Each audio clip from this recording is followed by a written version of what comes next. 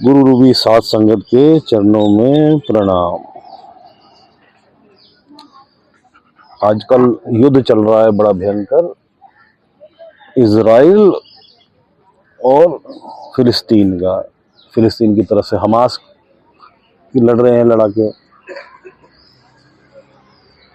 अब इस खेल को कौन खेल रहा है?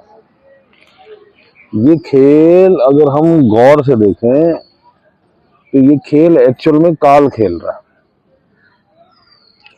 दोनों साइड से काल ही युद्ध कर रहा है। कैसे युद्ध कर रहा है? काल ने चेस गेम जैसे होती है बैठा रखी है, और ये चेस गेम आज की नहीं बैठाई हुई, आज से 1500 साल पहले, 1000 साल पहले बैठा दी। और इधर से भी काल चाल चल रहा है और इधर से भी काल चाल चल रहा है। दुनिया को ये लग रहा है कि नहीं हम लड़ रहे हैं, इजराइल वालों को लगेगा हम लड़ रहे हैं, हमास वालों को लगेगा हम लड़ रहे हैं। दो देशों का झगड़ा है और दो मजहबों का भी झगड़ा है। यहाँ जैसे रूस यूक्रेन का तो देशों का झगड़ा है, ये तो मजहब में भी कन्वर्ट हो गया ये झगड़ा जो।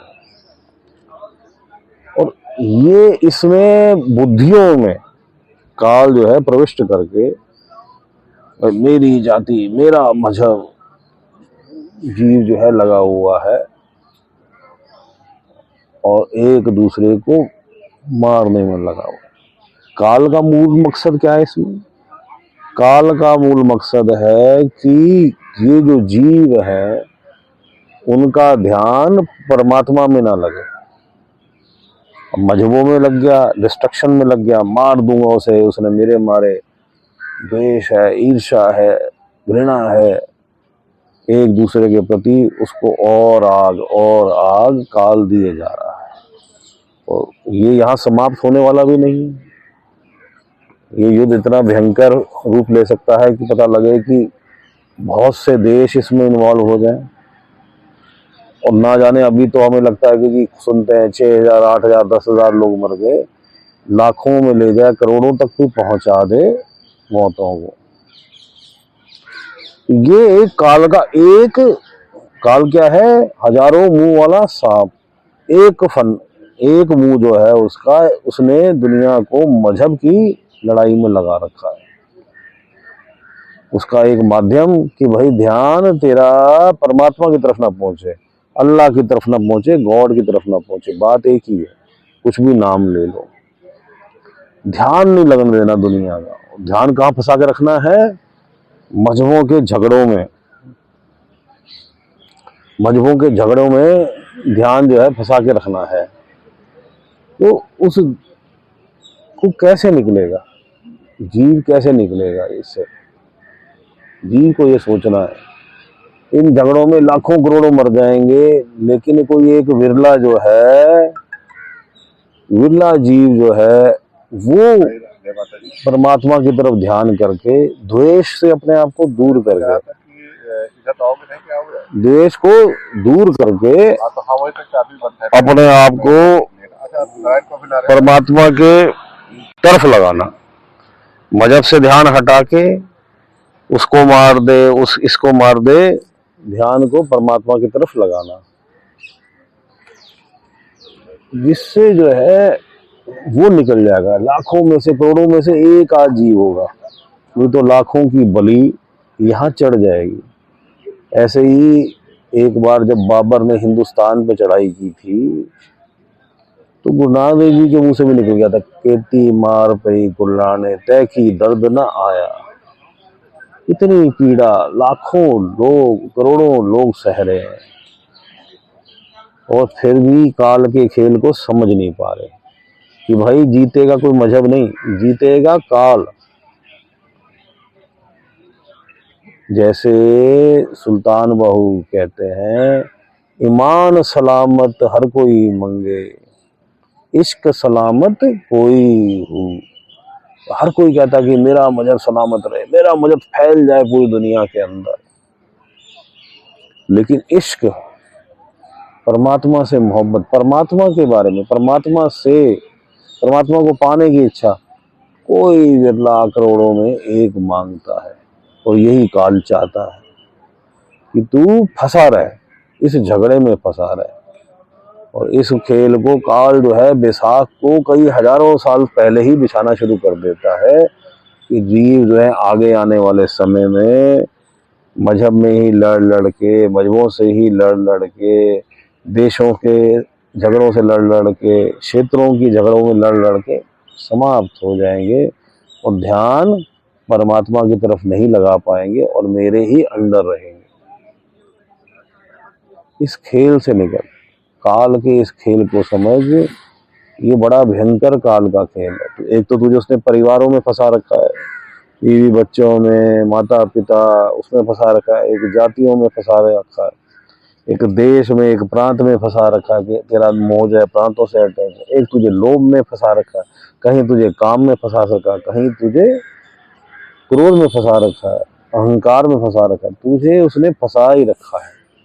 और ये जो है देशों का जो झगड़े, और उससे भी ऊपर जो भयंकर झगड़े हैं वो तो मजहब के हैं। ये मजहब के झगड़े इतने भयंकर जो है काल देखने में आएगा वो आगे जीवों को कि ये तो लड़ाई जो है लोग सोचेंगे रुक गई, कभी लगेगा रुक गई, कभी लगेगा जी ये जीत रहा है, कभी लगेगा वो जीत रहा है। लेकिन वो इतना बढ़ जाएगा, इतना बढ़ जाएगा कि इसमें लाखों करोड़ों लोगों की बलि चढ़ेगी, कोई भी नहीं जीतेगा।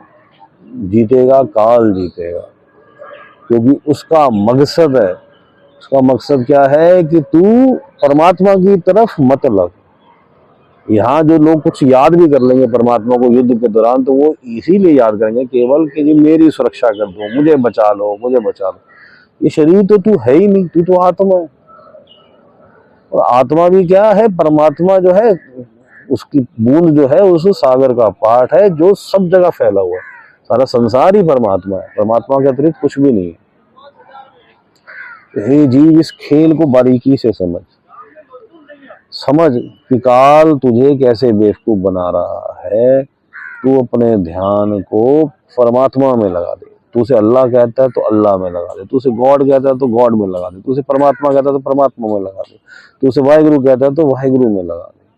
लेकिन लगा दे कहाँ? परमात्मा में। संसार के इन द्वेषों से हट जा। नहीं जी, मेरा मजहब सलामत रहे, मैं इसके लिए इतनी जमीन इकट्ठी कर लूंगा, मैं यहाँ राज्य अलग एकत्रित कर लूंगा, हमारा केवल इस मजहब का राज्य होगा, हमारा केवल इस मजहब का राज्य होगा। ये जो बीज है ये काल के बोए हुए और इसकी फसल भी काल ही काटेगा। तुझे इस फसल से निकलना है, तुझे इस खेल से निकलना है।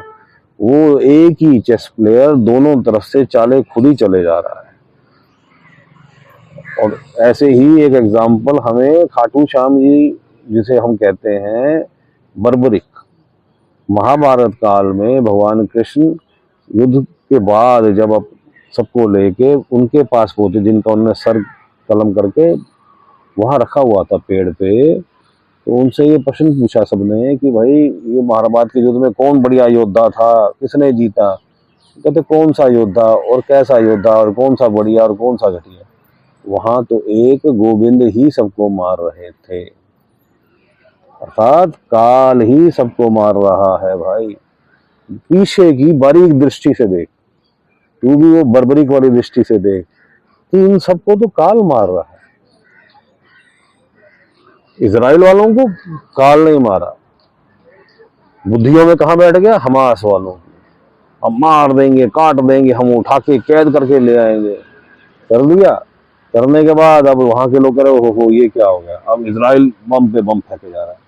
जरूरी नहीं है कि वो ही जीते दिखेगा, कल को हो सकता दूसरे देश भी साथ आ जाए, कुछ 6 महीने साल के लिए ठंडे पड़ जाए, फिर आ जाए, या अभी लग जाए, इसका कुछ नहीं कह सकते। काल ने ये गेम कैसे बिठा रखी है आपको समझ नहीं आएगी, लेकिन इसी में उलझाए रखेगा। अगर किसी साइड को लगेगा कि मैं कमजोर हूं तो उसे अगर युद्ध विराम का मौका मिलेगा तो वो युद्ध विराम कर लेगी, लेकिन बाद में जब वो ताकतवर हो जाएगी, जैसे इस बार हिमास ने किया, जब वो ताकतवर हो गया तो फिर वो युद्ध अटैक कर देगा। इसी तरह दोनों साइड में कोई कुछ भी कर सकता है। लेकिन दुनिया कहाँ फंसी रहेगी? मेरे मजहब को मार दिया, वो कहेगा मेरे मजहब को मार दिया, वो कहता जी मेरी जाति को मार देगा, मेरी जाति मेरी जमीन पर अटैक कर दिया। दोनों तरफ के अपने जो है तर्क होंगे, और लेकिन तलवार दोनों के हाथ में होगी।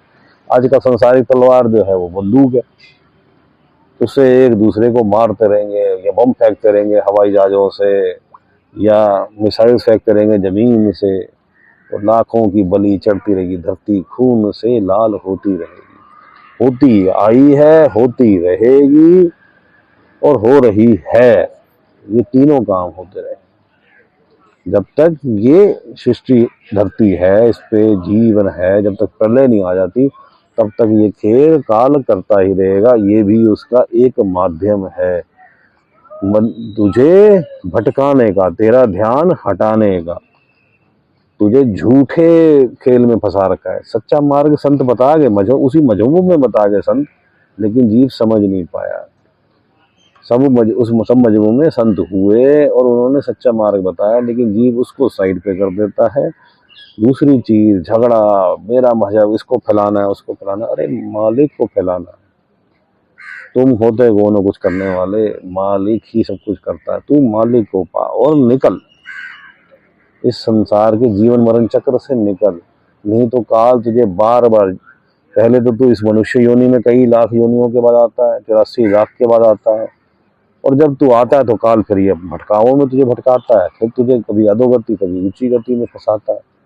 तो उसके फंसावे से निकल और ध्यान को संसार से हटा, और कहाँ लगा? परमात्मा में लगा। तू उसे जिस नाम से भी जानता है, अल्लाह, गॉड, कुछ भी कहता है, उस नाम से परमात्मा को लगा, और केवल उसकी इच्छा कर कि मालिक मिल जाए। अब हम मेडिटेशन में बैठते हैं, ध्यान, थर्ड आई सेंटर, तीसरा तिल दोनों आंखों के बीच में पीछे करके परमात्मा पे ध्यान। और अगर पूर्ण गुरु प्राप्त है, कामिल मुर्शिद प्राप्त है, तो ध्यान उसमें, मालिक सबका भला करे, मालिक सबका भला करे।